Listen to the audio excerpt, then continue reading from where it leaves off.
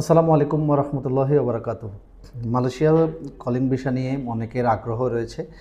এটার আগ্রহ থাকার বিশেষ কারণ হলো বাংলাদেশের জন্য মালয়েশিয়ার শ্রমবাজার একটি গুরুত্বপূর্ণ।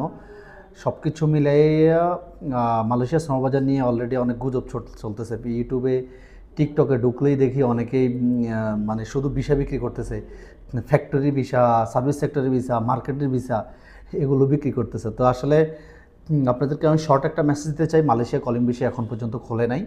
আপনারা কোনো ধরনের বিভ্রান্তিতে পড়বেন না। আপনি যদি কোনো বিভ্রান্তিতে পড়েন তাহলে আপনার অর্থ সময় দুইটাই নষ্ট হবে। অতএব এই ধরনের বিভ্রান্ত যারা ছড়ায় এবং আপনাদেরকে যারা প্রলোভন দেখায় তাদের কাছ থেকে দূরে থাকবেন এবং তাদেরকে চিহ্নিত করে রাখবেন।